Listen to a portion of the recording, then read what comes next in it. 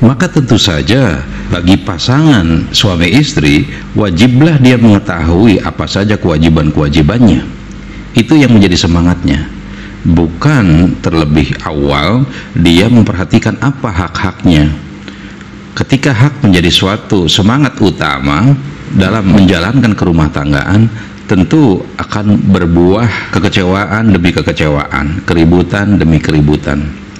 Hingga pada akhirnya terkait dalam istilah nusyus itu, istri akan melakukan pembangkangan.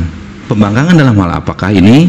Yaitu dengan melalaikan atau meninggalkan kewajibannya. Bila hal ini berlarut-larut, tentu akan menjadi sebuah jalan menuju kehancuran. Dan hendaklah para kita masing-masing mengerahkan semua daya dan upaya agar perceraian yang demikian marak menjangkiti umat menjadi terhindar karenanya. Dan cara mempertahankannya tidak ada lain, haruslah berbalut dan berbasis syariah. Karena pernikahan itu adalah kehidupan syar'i. Tidak mungkin disebut nikah kalau bukan karena ingin melaksanakan syariat Allah. Sesungguhnya nikah itu syariat Allah, tentu harus dijalankan berdasarkan aturan yang telah digariskan oleh Allah dan Rasulnya. Bila itu dilakukan, insya Allah akan kita dapati solusi yang terbaik dan rumah tangga kita menjadi utuh. Tentu ini perlu perjuangan, perlu waktu, perlu kesabaran. Sahabat risalah muslimun, secara bahasa nusyus itu berarti tempat yang tinggi atau menonjol. Sedangkan secara istilah, nusyus itu artinya istri durhaka kepada suaminya dalam perkara ketaatan yang telah Allah wajibkan kepada istri atas suaminya. Tentu pembangkangan ini menjadi suatu peristiwa menonjol dalam kehidupan kesehariannya. Maka secara bahasa tadi, nusyus artinya menonjol. Ibnu Katsir rahimahullah menyatakan nusyus adalah meninggalkan perintah suami, menentangnya dan membencinya. Jadi ringkasnya, nusyus itu adalah rangkaian perbuatan dari istri yang tidak menjalankan kewajiban-kewajibannya. Di sini yang dibicarakan tentang kewajiban istri. Ya, maksudnya setelah terlebih dahulu mereka memperhatikan kewajibannya masing-masing. Jalankan dulu, tunaikan dulu kewajibannya. Maka apabila kewajiban telah ditunaikan tetapi suami tidak mendapatkan ketaatan dan penghargaan dari istrinya, maka itulah yang kemudian dikatakan istri telah nusyus kepada suaminya, istri telah durhaka kepada suaminya. Jelas nusyus ini adalah perbuatan haram, karena wanita yang nusyus itu tidak bisa menerima nasihat lagi, dia tidak peduli lagi. Ketika ini terjadi, maka suami bolehlah memberikan hukuman. Kenapa hukuman ini diberikan? Dasarnya bukan kemarahan, tetapi dasarnya adalah untuk menyelamatkan keluarga ini dari kedurhakaan kepada Allah. Karena sesungguhnya apabila ketaatan dari istri tidak ditunaikan, itu adalah sebuah kedurhakaan yang bila dibiarkan menjadi sebuah dosa kolektif dalam rumah tangga itu. Makanya semangatnya dari memberikan hukuman itu adalah karena adanya keharaman, yaitu meninggalkan yang wajib, ya, dari kewajiban istri kepada suaminya. Sekali lagi saya garis bawahi bahwa dalam konteks ini adalah suami telah menunaikan kewajiban-kewajiban sebagai suami, yang secara ringkas nafkah lahirnya sudah diberikan, nafkah batinnya sudah diberikan, mendidiknya juga, dan pergaulan yang baik sudah ditunaikan. Tetapi tidak mendapatkan sikap baik dari istrinya, maka itulah hukuman bisa dilaksanakan sebagaimana oleh Allah Subhanahu wa taala dinyatakan, a'udzubillahi minasyaitonir rajim, wallati takhafuna nusuzahunna fa'iduhunna. Dan wanita-wanita yang kamu khawatirkan kedurhakaan atau nususnya itu, maka nasihatilah mereka. Wahjuruhun fil madhaji'i, dan pisahkanlah mereka di tempat tidur mereka. Maksudnya pisah ranjang. Wadribuhun, dan pukullah mereka. Itu urut-urutannya, jangan dibalik-balik. Berpisah tempat tidur tanpa melalui nasihat dulu. Proses memberi nasihat itu juga butuh waktu dan orang-orang yang terkait di dalamnya, khususnya para ahli. Datangilah ustadz, datangilah orang-orang yang faham hukum untuk bisa bertahkim masalah ini. Datangilah konselor, konsultan pernikahan misalkan. Baru setelah dinasehati kemudian pisah ranjang, kata Allah selanjutnya, wadribuhun, pukullah mereka. Dalam hal ini pun nanti diatur bagaimana pukulan yang ditetapkan oleh syariat ini. Berikutnya, fa'in ata'nakum, apabila mereka telah mentaatimu, fala tabghu 'alaihinna sabila, jangan lagi kamu mencari-cari jalan, ngungkit-ngungkit lagi, mencari jalan untuk menyusahkannya, cari ribut misalkan, mengingat-ingat lagi yang peristiwa kemarin. Innallaha kana 'aliyyan kabira, sesungguhnya Allah maha tinggi lagi maha besar. An-Nisa ayat 34. Sangat tidak enak bila di dalam rumah tangga itu menghadapi pasangan kita bermuka masam, atau katakanlah dalam konteks nusyus ini, istri yang selalu bermuka masam, padahal kita sudah mengamalkan apa yang Rasulullah perintahkan, berakhlak baik kepada istri, berwajah penuh senyum, cool, kalem gitu, enak di rumah, tapi istri tetap bermuka masam. Atau kemudian lebih lanjut, dia sering berkata kasar, baik nada, gestur, atau konten kata-katanya, redaksi kata-katanya yang penuh kekasaran. Padahal sang suami sudah berusaha untuk lemah lembut misalkan. Inilah harus ada upaya yang kemudian kita atasi dari nusyus ini. Nah, bentuk nusyus yang lain adalah nusyus yang luar biasa, mengandung kedurhakaan yang besar, yaitu sang istri enggan diajak untuk jima, istri enggan untuk melayani kebutuhan biologis suaminya. Dan ini maknanya bahwa sang laki-laki pun sebetulnya dia akan berupaya meraih cinta agar istri dengan sukacita dan penuh kerelaan menyerahkan cinta putihnya kepada sang suami. Kalau itu terang-terangan dia tetap menolak juga, tentu ini adalah kedurhakaan besar. Atau sang istri keluar rumah tanpa izin suami, bisa juga dia menolak traveling atau safar dengan suaminya, atau pergi ke siapapun, tentu dengan memperhatikan kaidah umum. Suaminya juga jangan membawa kepada seseorang atau situasi yang istrinya tidak suka. Nah, inilah norma-norma umum yang kita bisa merabanya secara pribadi. Bila semua situasi ini terjadi, maka itu sudah jelas kita berada dalam situasi nusyus. Sebagaimana tadi yang disebutkan, tahapan pertama adalah memberikan nasihat yang baik, yang lemah lembut, yang proporsional, yang jauh dari niat untuk memojokkan, apalagi disertai dengan hardikan. Bagaimana nasihat yang baik? Nasihat yang baik itu adalah mengingatkan bagaimana kewajiban Allah yang telah ditetapkan atas istri kepada suaminya, karena sang suami telah menunaikan kewajibannya sebagai seorang suami. Maka setelah istri diingatkan tentang kewajiban yang Allah tetapkan agar dia taat pada suami dan tidak menyelisihinya, maka teruslah kita berpikir keras, menyiapkan ruang dan waktu untuk memotivasi bahwa apabila dia menghentikan nusyusnya, kembali mempersembahkan ketaatan kepada suaminya, sungguh pahalanya sangat besar. Demikian Allah menjelaskan, ingatkan dia pada pahala itu. Karena pahala adalah bentuk motivasi ibadah.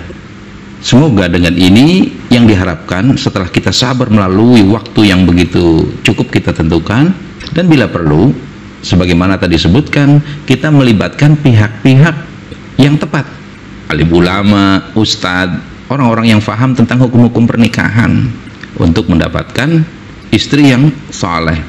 Setelah kita menghadap ustadz, menghadap kiai, minta nasihat kepada orang tua, lalu jangan segera terburu-buru ingin mendapatkan ketaatan dari istri atau situasi yang kita inginkan, karena mentang-mentang kita telah menjalankan kewajiban, lalu kita pantang untuk menerima situasi yang tidak enak.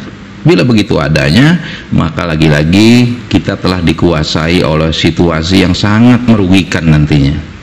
Bila kesabaran sudah kita rangkaikan seperti kita sabarnya ketika belajar dulu di sekolah, ketika kita sabar dalam mencari nafkah, itu kan sabar juga, berangkat ke kantor, berangkat pagi, pulang sore, itu kan butuh kesabaran.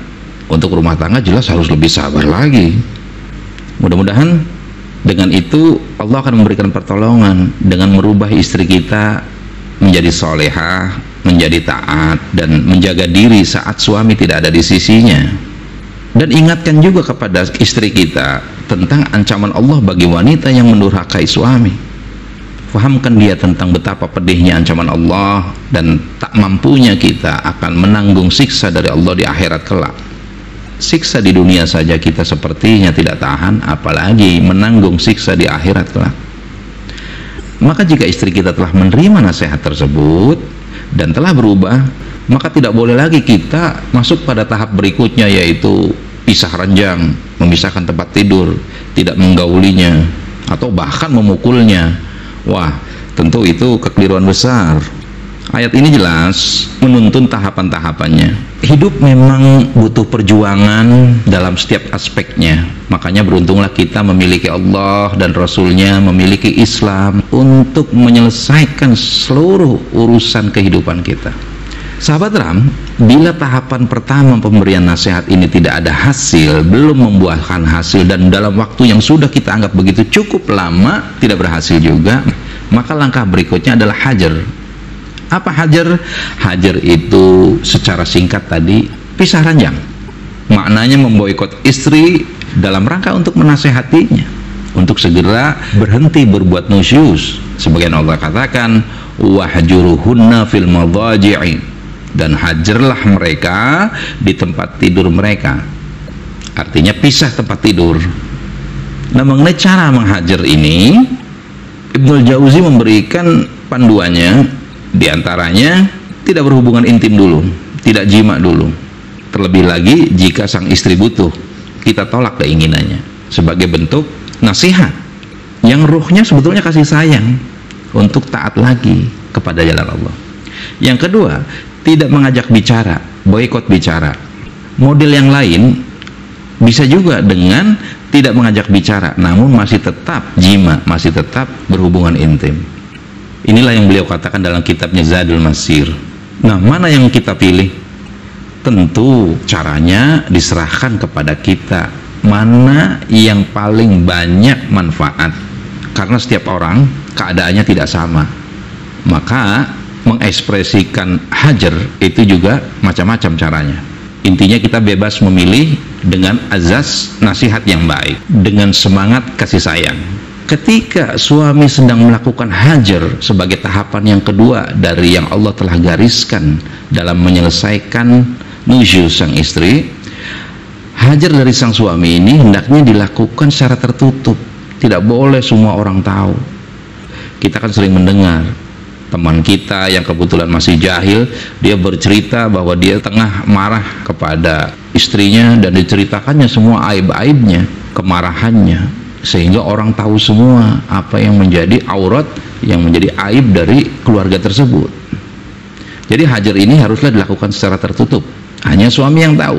Bila semua orang kita kasih tahu tentang kelakuan istri kita yang durhaka katakanlah, maka istri kita bukannya akan taubat, bukan akan menjadi lebih baik, tapi akan malu dan terhinakan. Maka makin bertambah pula nusyuznya, durhakanya. Tapi ini satu kasus. Ada pula dalam keadaan tertentu, jika hajar atau pisah ranjang itu kita lakukan dengan cara kita keluar dari rumah, kita yakini itu mendapatkan kemaslahatan, maka kita bisa melakukannya. Sebagaimana yang Nabi SAW pernah melakukan hajar kepada istri-istri beliau, yaitu caranya beliau keluar dari rumah selama sebulan. Dan juga perlu kita perhatikan, jangan sampai ketika kita menghajar memblow up di depan anak-anak kita tentang peristiwa hajar ini. Walaupun mereka tahu kita tidak sekamar, tapi buatlah alasan yang membuat mereka tidak ikut risau dan sedih karenanya, merasa takut dan cemas tentang keadaan orang tuanya. Sahabat Risalah Muslimun, pertanyaan berikutnya, berapa lama sih kita bisa pisah ranjang dengan istri? Menurut sebagian ulama maksimal 4 bulan, walaupun bisa jadi setelah 4 bulan berlangsung ketaatan tidak kita peroleh, suasana yang baik tidak kita peroleh, maka itu ditambah lagi pun tidak mengapa sampai waktunya istri kembali mempersembahkan ketaatannya. Di sini adalah proses pergulatan ujian, kesabaran, kebijaksanaan, dan daya tahan kita serta sikap mental kita melihat bahaya yang akan mengintai apabila perceraian itu kita lakukan, sebagaimana sikap mengentengkan perceraian terhadap orang-orang masa kini, dan itu sangat memprihatinkan dan mencemaskan. Jadi bila kita pisah ranjang lebih dari 4 bulan pun itu tidak mengapa, karena ayat yang tadi disebutkan itu menyebutkan secara mutlak, maka kita mengamalkannya pun mutlak atau umum, tidak membatasi secara kuat atau muqayyadah. Lalu bila kita menghajar istri dengan cara mendiamkannya, tidak berbicara dengan istri atau boikot bicara, maka para ulama menggunakan dalil umum, yaitu memboikot bicaranya atau mendiamkannya itu tidak boleh lebih dari 3 hari. Meskipun istri masih bersikap nusyus atau durhaka kepada sang suami, kalau 3 hari sudah berselang, maka normalkanlah untuk kembali bicara, karena kita bisa melakukan hajar yang lain. Bila kita tetap mendiamkannya, tentu kita menyalahi apa yang Rasulullah SAW sampaikan. Wala tahillu lil muslimin ayyahjuru akhafu fawqa thalathati layalin. Tidak halal bagi seorang muslim melakukan hajar atau boikot atau mendiamkannya lebih dari 3 hari. Jadi kalau sudah lewat 3 hari, ajak bicaralah. Siapa tahu dari kita berbicara itu kita bisa menyampaikan mutiara-mutiara hikmah, nasihat-nasihat yang lemah lembut, serta ancaman-ancaman dari Allah melalui komunikasi tersebut.